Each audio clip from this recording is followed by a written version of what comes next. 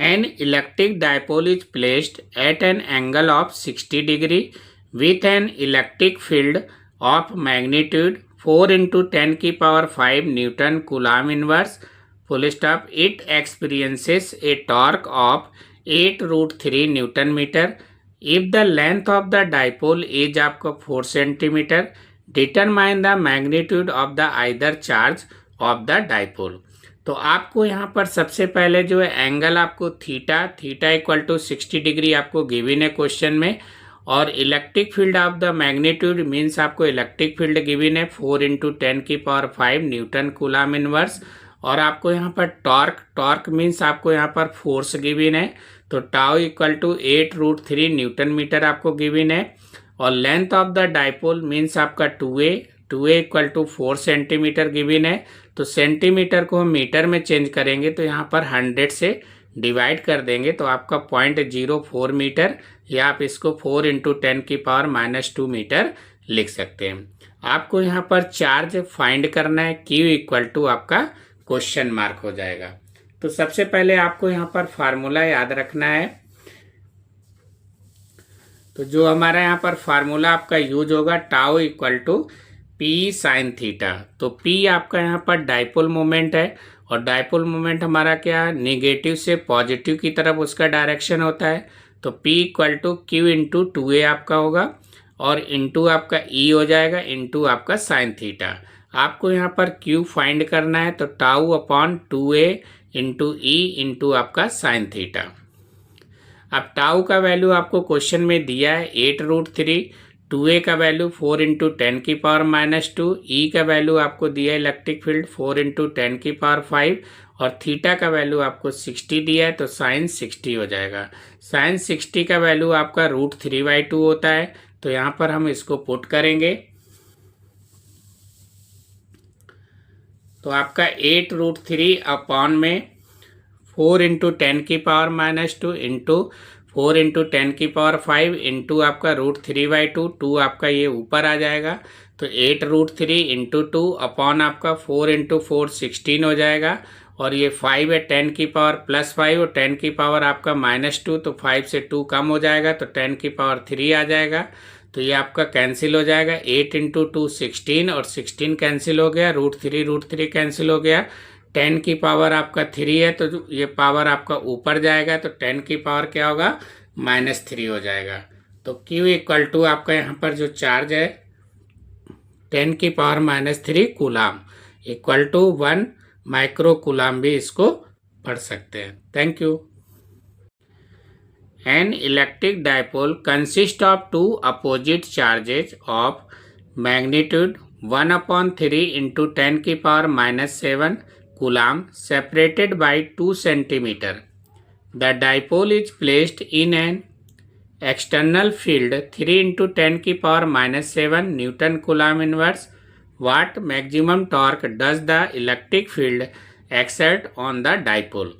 तो आपको सबसे पहले यहाँ पर चार्ज गिवन है Q इक्वल टू 1/3 इंटू 10 की पावर -7 कूलाम, और 2a इक्वल टू आपको 2 सेंटीमीटर गिवन है क्वेश्चन में। तो सेंटीमीटर को हम मीटर में चेंज करेंगे तो 100 से डिवाइड कर देंगे तो ये आपका 0.02 मीटर आ जाएगा, या आप इसको 2 इंटू 10 की पावर -2 मीटर भी लिख सकते हैं।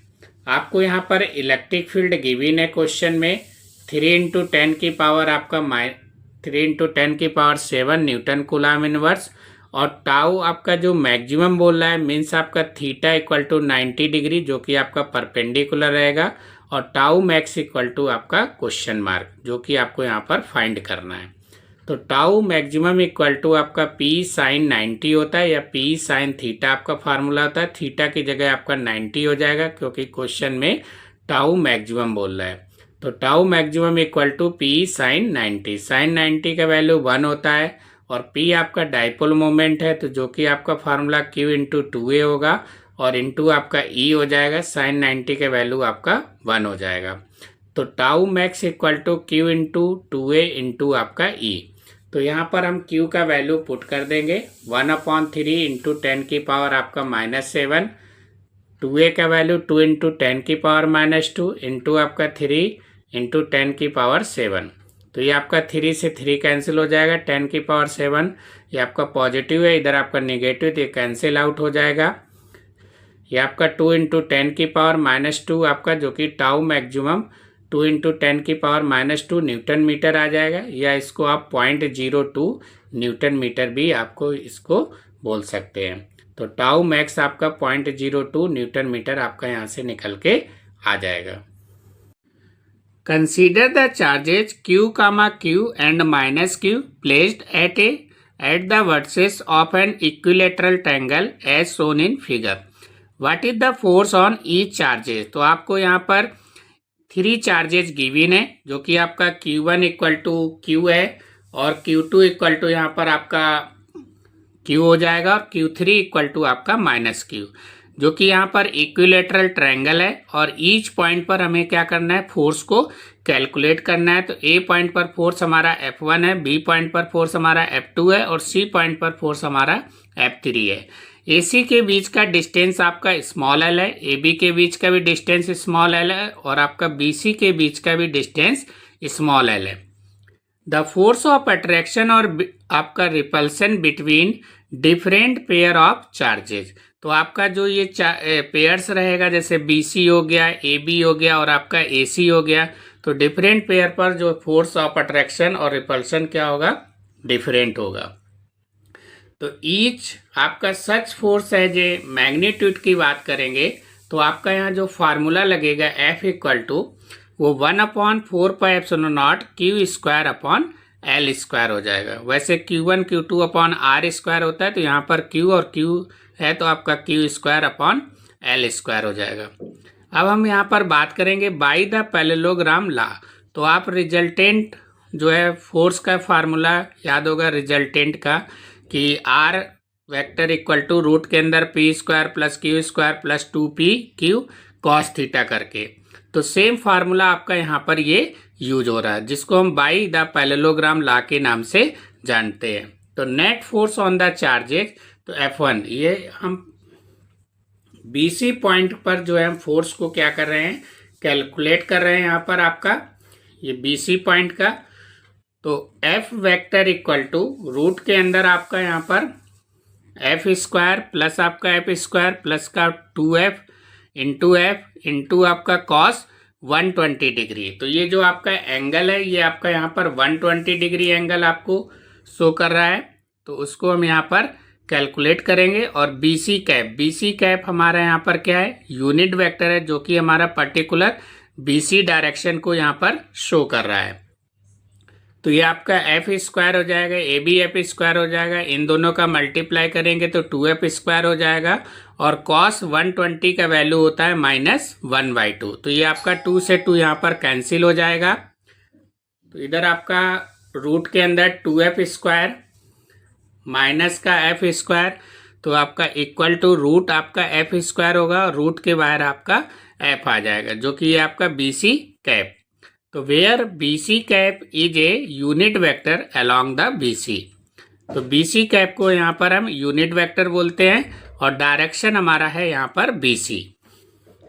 इसी तरीके से सिमिलरली जो है हम AC पॉइंट के लिए यहाँ पर हम कैलकुलेट कर लेंगे।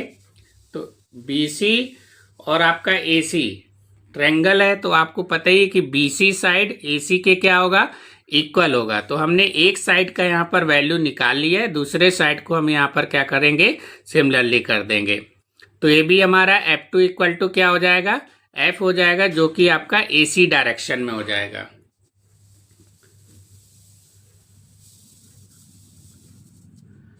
तो आपका यहाँ पर similarly total force on the charge Q2 is F2 vector = F, जो कि आपका AC कैप, और where AC cap is a unit vector along the AC। तो ये आपके 2 पॉइंट आपका सेम कैटेगरी में आपका यहाँ से निकल के आ जाएगा। अब हम बात करेंगे थर्ड पॉइंट का। थर्ड पॉइंट आपका कौन सा है, जो C पॉइंट है। C पॉइंट पर हम क्या करेंगे, फोर्स को कैलकुलेट करेंगे। तो total force on charge Q3 is, तो यहाँ पर भी आपका वही पैरेललोग्राम लॉ का फार्मूला लगेगा। तो F3 वेक्टर = रूट के अंदर F² प्लस F² प्लस आपका 2F × F इंटू आपका कॉस 60 डिग्री। तो आपको पता ही है कि ट्रायंगल जो होता है उसका 60-60 यानी कि टोटल 180 डिग्री होता है। तो एक एंगल आपका 60 डिग्री का रहेगा, तो इसलिए यहाँ पर आपका कॉस 60 डिग्री आपका यहाँ पर लिया गया है। कॉस 60 का वैल्यू आपको पता ही 1/2 होता है, तो इधर आपका ये 2f स्क्वायर हो गया, ए भी आपका 2f स्क्वायर हो गया इंटू 1/2 हो गया। 2 से 2 ये आपका कैंसिल हो जाएगा, तो टोटल आपका यहाँ रूट के अंदर 3f स्क्वायर हो जाएगा। तो ये आपका √3 हो जाएगा, f आपका रूट के बाहर आ जाएगा, तो √3f आपका n कैप हो जाएगा।